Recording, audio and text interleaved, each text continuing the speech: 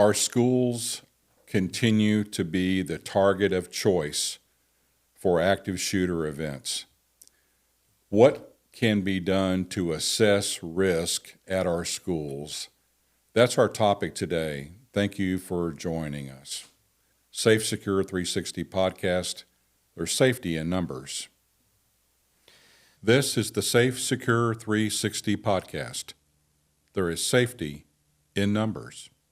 The information provided in our podcasts is for general information uses only and is not intended as legal advice. The views and opinions expressed by the guests are their own. Always consult with a qualified professional before making safety and security decisions. For more information about this topic, check out our website at safesecure360.com.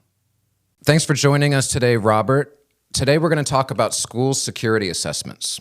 Our company performs these school security assessments, and you have experience doing this, both in your previous career in law enforcement, as well as now in the private sector running a security company. Let's talk about security assessments. Maybe not everybody knows what they are yet. So what is a security assessment for a school? Well, a security assessment is a process which inventories and looks at a school's safety and security policy. That's where it begins. And an evaluation of a school's safety and security policy may lead to some areas that are in need of immediate improvement. They may lead us to some conclusions of the policy review that needs some intermediate or secondary changes or updates to become a best practice approach to safety. Technology changes, the behavior of some of these critical incidents change, and as they do, we have to change also, and we have to adapt our strategies to be able to counteract and prevent them from occurring. So a comprehensive security assessment of a school is a 2-day process typically for us, perhaps 3 days, depending on the size of the school, the population of the school, and any recent events or threatening conduct that has occurred there.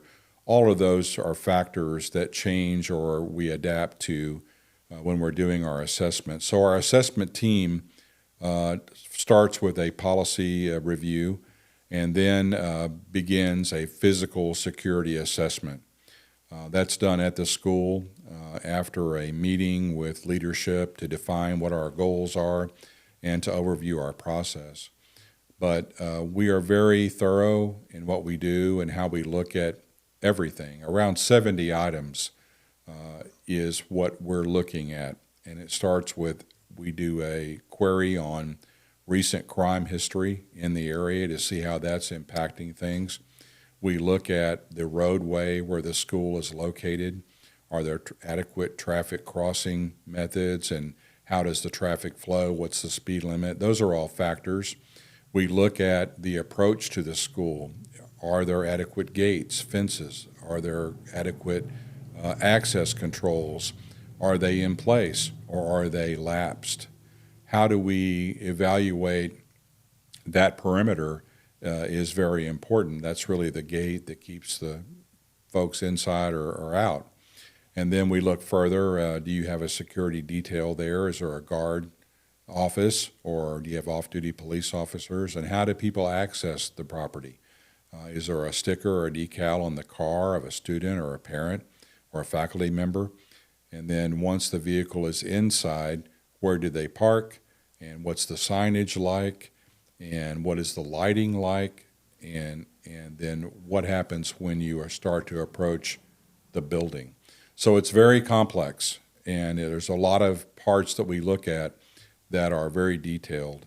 And this all results in a 25 to 50 page, typically, report that details all of the things you have, the things that perhaps are wrong with them or need improvement, and then ultimately recommendations for immediate or intermediate action. What's the benefit to the school of this process? They hire the security to come do this, the consultants to come do the assessment, and they get the report as a result. What's the benefit to them? Yeah, there's many benefits. First of all, you should hire a company that has experience in doing these assessments. It's much deeper than, well, there's a light and there's a lock on that door and looks pretty safe to me. It's much, much more detailed. So I think that hiring a company who has significant experience in this realm, balanced with a law enforcement experience, really provides a unique opportunity for the school to benefit from both areas as an evaluation and interaction of that school occurs. Which schools should consider getting a security assessment? I think the vulnerability of our schools, certainly if you look at active shooter historical events, they seem to focus on schools. It's a soft target. Children are vulnerable. And if you want to get someone's attention, harm or kill a child, it works every time. So it's a devastatingly impactful thing that happens when these shooters choose these schools. So every school and every student has the right and expectation of being safe. And they're relying on you as the administrator and as the school district or as the school to make sure that they are safe. And the way you do that is through policy development and through certain physical infrastructure items that keep them safe. Smoke detectors, alarms, AED, medical protocols, evacuation plans, shelter in place, run, hide, fight, drills of all of these different concepts result in a prepared student population that is driven and led through social proof of the administrators, faculty, and staff. So I think that some schools certainly have an independent school district. They may have their own police department. They may have hired private security, and that's very good. However, there needs to be some training, cooperation, and really effective instant communication with all of the groups, the police, the security, the administrators, the faculty, the staff, the facilities people, and the students. What if your cell phone is inoperable? What if the PA system for the school is inoperable? What if you couldn't mass communicate to people what it is you want them to do? So there's a lot of things to think about. What if there's a systemic power failure or an industrial accident that occurs or a significant lightning strike? How do you prepare for that? What if there was a mass casualty event? Have you thought about landing a life flight somewhere to fly these injured persons out? So it's very technical, it's very detailed, and we really take a long time to think these things through. And I think that all schools and all really churches too is another group, and sometimes we have churches and schools together who could benefit from a comprehensive security assessment by an external agency or external company to be able to look at what they've got going on and give them a unbiased report about what they can do to enhance survivability of everyone. SAFESECURE 360. We are a security consulting group located in the Woodlands, Texas. We assist our multiple clients by reducing the risk, loss, and reputation impact. We also do full security assessments on their facilities, large churches, large private schools in Texas, and we want to help you. Take a look at our website, safesecure360.com. When a church or a school is looking, let's say they hear you and they're interested in setting up an assessment, who are they looking for? What type of company are they looking for, and how do they find them? Well, I recommend that they use a company that is licensed by the Texas Department of Public Safety Regulatory Services Division, because they're going to have a background and they're going to have an approach that is driven by current statutes and current requirements. You want someone perhaps with a police background, someone that has experienced these types of events and knows what to look for in a preventative area. Certainly after a critical incident's occurred, we know what happens there. It's a crime scene, and we investigate. We try to figure out what happened. But why don't we wait? Why don't we wait on that, and why don't we prevent it before it gets to that point?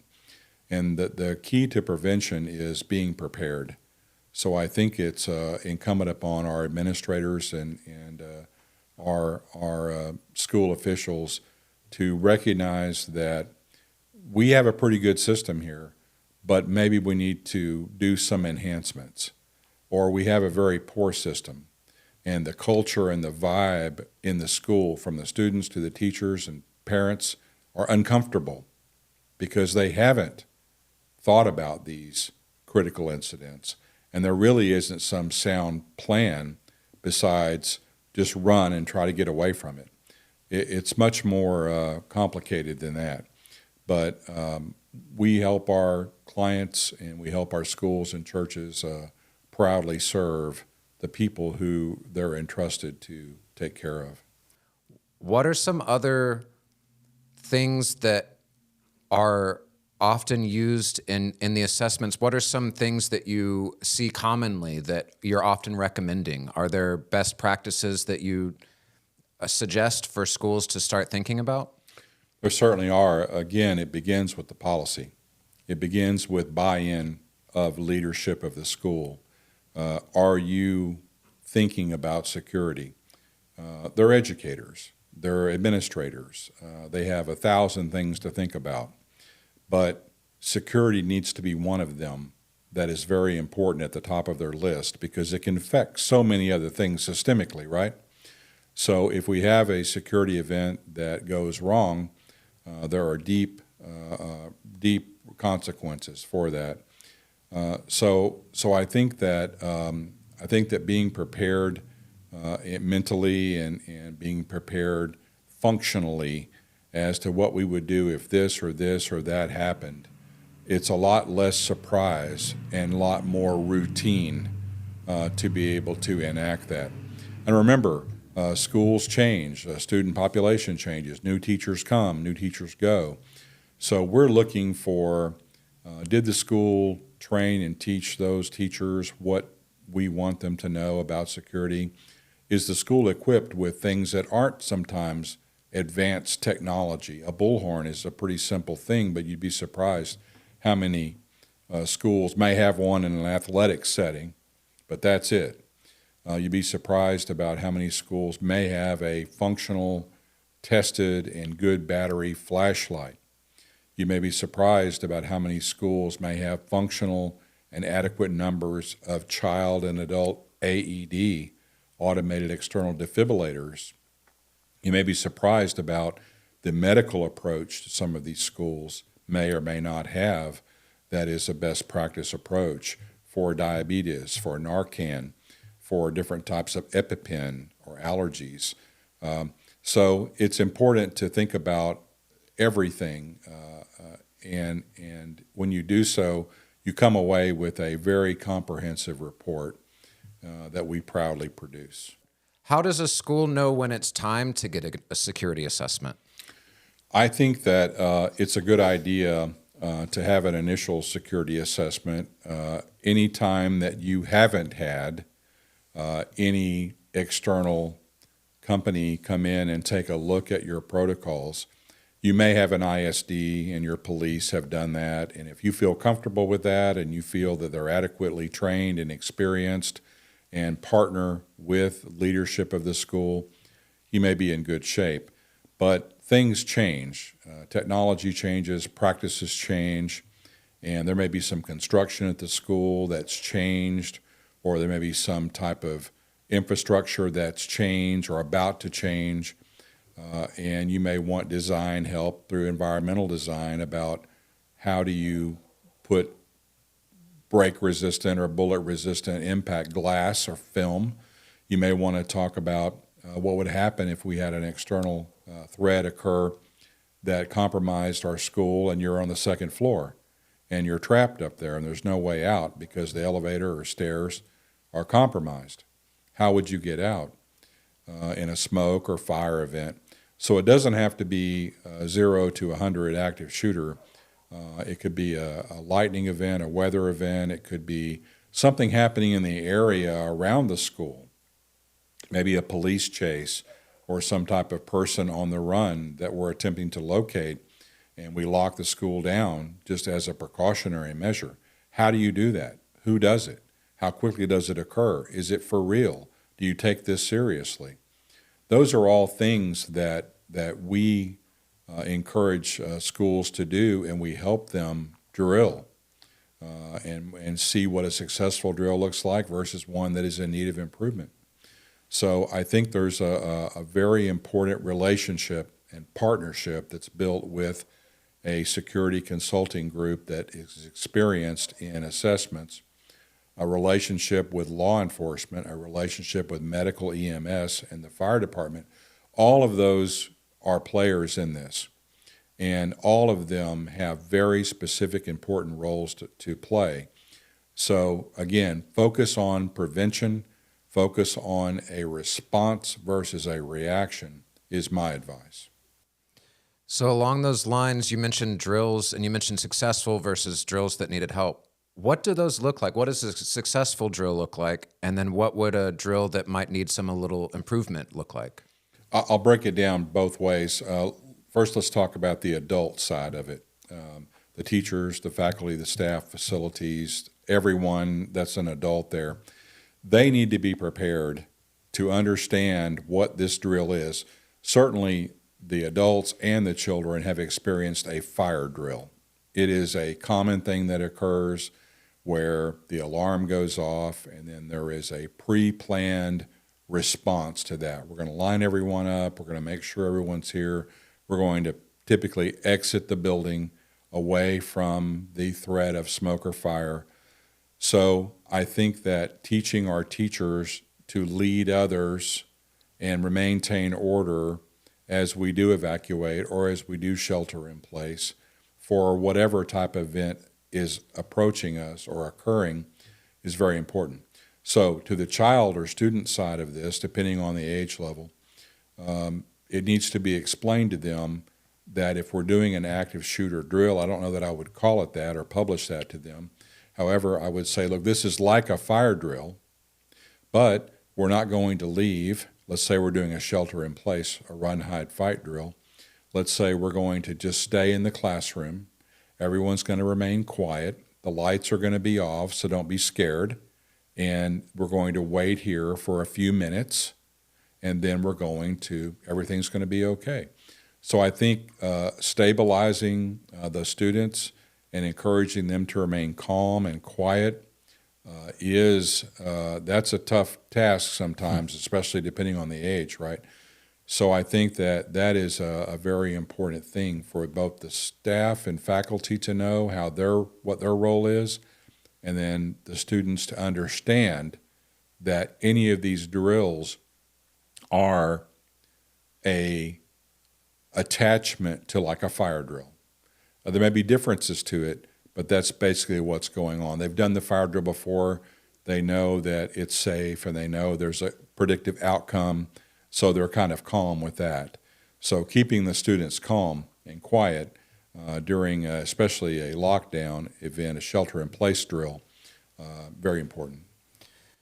And going back to policy, there's a difference. In a lot of schools, there will be a big policy, which is a thick document on everything that might go wrong, or not go wrong, but everything to be prepared for and who's in charge of what team and what those responsibilities are. There's often a smaller document that is in each teacher's room that's more specified just for the teachers and their responsibilities or the people that are actually around kids. What's the difference between these two items and what's the function of each of them? Yes, the overall policy could be very large, certainly digital and then printed out too. And it's going to really detail the philosophy of the school safety approach. It's going to talk about the crisis management team and name them, give their cell phone numbers or email. It's going to go into great detail about what would happen if we had a fire event or shelter-in-place event or hold event or active shooter event or weather event. It's going to go into great detail about how to define it, about who you should notify, about what steps should be taken. So that policy is very important because it is the rule book and the playbook. However, in a time of crisis or in a time of need, you're not going to use that large document to find out what to do right now. So we produce, and other companies produce, a laminated flip chart that is segmented by type of event, whether it's a weather event or whether it's shelter in place or evacuation or a fire smoke event. So that flip chart now takes that large policy document and filters down to the steps that are necessary under stress to be able to flip to that chart. Let's say it's a smoke or fire event, to flip to that chart and says, number one, in large print, evacuate away from the fire or smoke source if possible. That's number one. Number two may be evaluate the nature and size of the fire. Can it be managed by a fire extinguisher with a non-fire trained person? Is it a small fire? Is it a smoldering event? Is it something that is very small in nature? I still recommend you evacuate the student from that area. But if there is a fire extinguisher there and you're trained in how to use it, which you should be, can you extinguish that fire? Can you predictably think that I can extinguish that fire and do so? Or is it a system where number four is contact 911 because we have a fire in the school? Where is it? Who are you? And where are you? And what type of fire? Is it a chemical fire? Is it a paper fire, a wood fire? Is it an electrical fire? There's different types of fires. And where is that? And tell us more. The call taker and the 911 wants to know more information because they're going to fit a response to that. How many people are going to come and how quickly they come. So it's important. So the next one may be reevaluate were your efforts successful in extinguishing that fire. Or did you evacuate, and now you're going to go to the evacuation tab. Take a census of your students that you have with you, deliver them to the staging area, and ultimately to the rally point, ultimately to the reunification point. So each one of these tabs is an abbreviated, I call them action symbols, that direct you along with some instructions what to do. If it's a weather event, lightning, how far off does a lightning have to be before you enact that lightning policy? And who can do it? And do you evacuate your sporting event or do you evacuate your outdoor event? And when do you do it? And who can return it? And what has to happen for that to return? So the abbreviated flip chart action items quickly summarize the policy to be used during an event that is unknown in resolution. When we do these assessments, we also spend time talking to members of the faculty. We often talk to the security detail. We talk to the heads of schools. We talk to some of the teachers, the counselor. What's the purpose of talking to each of these people, and what are we looking for as we're talking to them? Each level of faculty and staff is important. They are consumers, aren't they not, of the safety and security protocols, right? And they're also leaders to affect followers, which are the students. So it's important to me to interview each one of these, sometimes 15 different levels, to find out what their mindset is. Are they security aware? I don't want them to fixate on this. They have other jobs to do. But I want them to understand that if we had some of these critical incidents occur or approach, would they be able to understand, interpret, respond, and guide others to safety? So it's important for me to talk to each one of them and determine what their mindset is and determine if they're prepared and determine, just ask them, do you feel safe here? And if they say yes, why do you feel safe here? And commonly they'll tell me, well, because of our security guy, or because of our security female, or because of our police officers we have here on the campus. They're our partners, and they'll tell me that, and they're approachable, and they're friendly, and the students don't really wonder, why is a police officer in my classroom or around the grounds of the campus? They understand that they're a partner and that they're there to help them. So it's very important to feel the culture of the faculty and staff. It helps us have an understanding about how thoroughly they're integrated into a response to a critical incident. If I'm a teacher, how do I know the administration should have given me some training and documents, but how do I know if my school has had a security assessment? Who would I ask about that? Certainly the leadership of the school would know. They would know. And I think it's incumbent upon that open line of communication between the teachers and faculty and the leadership to say, look, I feel uncomfortable about this, or I don't understand what to do, or I heard about this in the media. What would we do if that happened to us? How would we prevent this from happening? So it's important to have that open line of communications, not inhibited by your position. Everyone is important, and everyone can see something and say something and can prevent a tragic event from happening. So I think dialogue with leadership about what is our position is time well spent. Absolutely. Now, after the assessment, that's not the end of our working relationship with these schools. We stay in contact, and we sometimes just call and catch up and see how the weekend was. But there's more actions that we take after the assessment ends. What kind of steps would a good security company take after a solid assessment?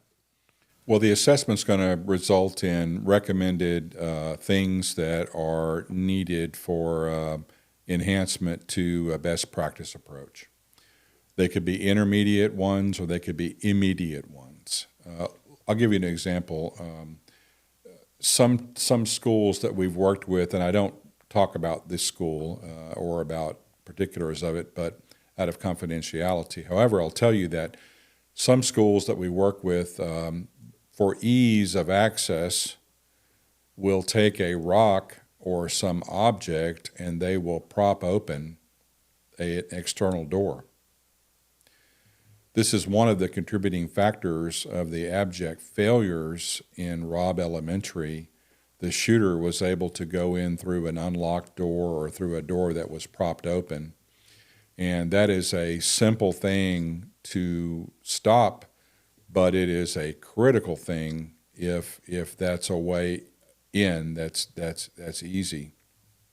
So I think that the assessment looks at intermediate and that's a free thing, right?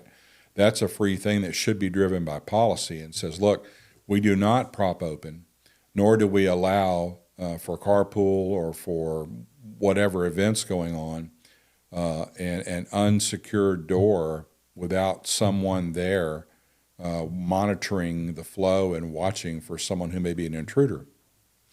So I think that that's a real simple thing to do. So beyond the assessment items, there may be 15 of them that are listed that could really contribute to safety. However, some of them are accomplished easy, and some of them are capital improvement projects that require a lot of money and time to get done.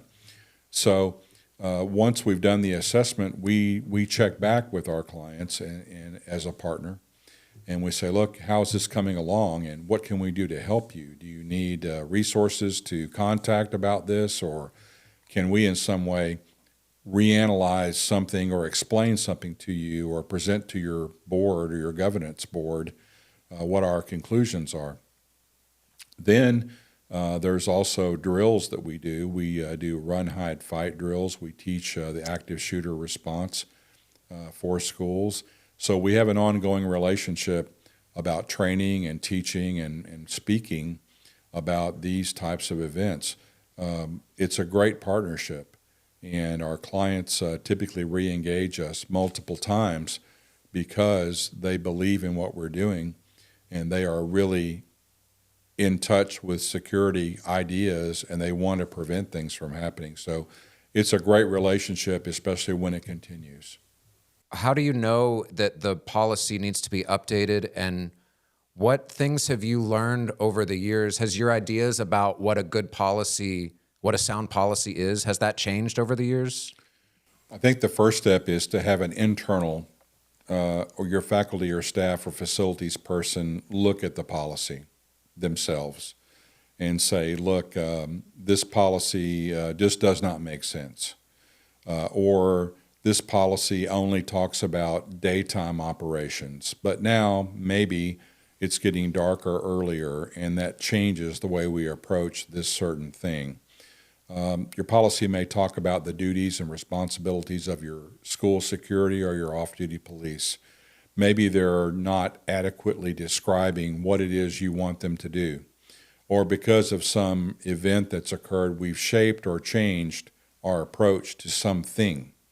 So, right, as things happen and as technology improves, the policy has to keep in step with it to be valid. So it's important to continually analyze your policy and make amendments to it. And that's a real critical thing. And then train those new policies with your staff. Are there other industries? We've been talking mostly about schools. You mentioned churches. Do other industries have these security assessments as well? Is this a common thing for other industries? Yes, we do. I'll speak about churches. We do church evaluations all the time. And so a church, if you think about what's happening during a service, let's say, you have a sometimes full congregation there, maybe even an overflow, and they are focused and they are fixated towards the front, listening to the message or in reflection or in prayer. So that focus, and everyone's seated typically, limits their ability to perceive outside things that could be happening, such as a threat or a fire or smoke. So it's important to have a good communication process that can occur during the service. It's also important to think about pastoral or priest security, because what happens if someone in the congregation objects to what the priest or preacher is saying, and could become a violent event. That's happened in the past. Also, the offering. How do you process the offering? Who collects it? And where does it go after you've collected it? Who is responsible? What's your policy about the offering? Is it counted? Is it then removed from the church? Who does that? Does it ultimately result in a bank deposit? How is that money handled, and how is that done? Another big aspect about churches are nurseries. A parent may have dropped off a child. Let's say a wife drops off a child. However, the husband comes to pick up the child, but there is an order of the court in place of a divorce or a temporary custody order or rules, and now the child is released to the husband who normally comes there, and it's in conflict with and wasn't disclosed that there is a rule about not letting him have that child. So I think churches present unique challenges to us because of the blend of adults and children and focus and quiet reflection time So it's very important to think about a medical event that could occur, a diabetic event, a fall, a faint, a stroke. How would you address that? And how would you intermediately care for that person before first responders arrive and ultimately treat them? Is there anything else people should know about school, church security assessments? I want to cover one topic. As I detailed about the balance in a school of keeping the cultural aesthetics balanced with the security items that harden the campus, let's talk about churches for a moment. A church, by definition, is kind of a welcoming place that welcomes really anyone. It's not a private school. It's not a segregated, locked off school. You see, the difference is that what if we have a homeless population who presents themselves at the church seeking aid or seeking something to help them? What is the policy about that? How do we handle that?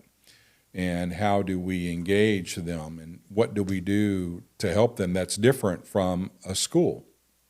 A school, we would never want someone, homeless or not, to enter our secure perimeter without permission. The church has an additional responsibility to shepherd the community and be a place of respite and be a place where the community welcomes them. So it's a delicate balance between how that's done, and there needs to be agreements and there needs to be policy about how we greet and how we handle persons who are there seeking help. It doesn't have to be a homeless person, it could be anyone. And how do we handle that? And what is the church's role in that? And how does that interaction interfere with or possibly disrupt the church service? And how do we avoid that from happening? So the church assessments are valid and they're very important. How do we lock the church? How do the religious artifacts and symbols and things they use in the ceremonies of the church, how do we secure them? And so it's a complex approach to church because it's just different from a school. And so we're prepared to address those issues. Is there anything else people should consider when becoming prepared for things, schools and churches, to keep themselves safe while still maintaining their atmosphere? I think just fundamentally all the things we've talked about are valid. Remember something so simple as see something, say something. Very important. If you see something that's unusual, that is a risk, or that is a threat, or something that's broken, or smoke, or fire, or anything, tell someone so we can have our adequate response. Well, thank you so much, Robert. This is such an educational thing, and it's great to talk to you about what you do regularly in your work, and it's really great to have an expert opinion on these things. Thank you for offering your experience. If you are interested in a security assessment, go to our website, SAFESECURE360.com, and leave us a comment form. Maybe we can help you find the right fit for you. If you want to know more about these, look through our other podcasts, go to our website, leave us a comment. If you want to hear about something else, let us know what we should do an episode on. Thank you so much for watching, and we really appreciate you guys. This has been the SAFESECURE 360 podcast. There is safety in numbers.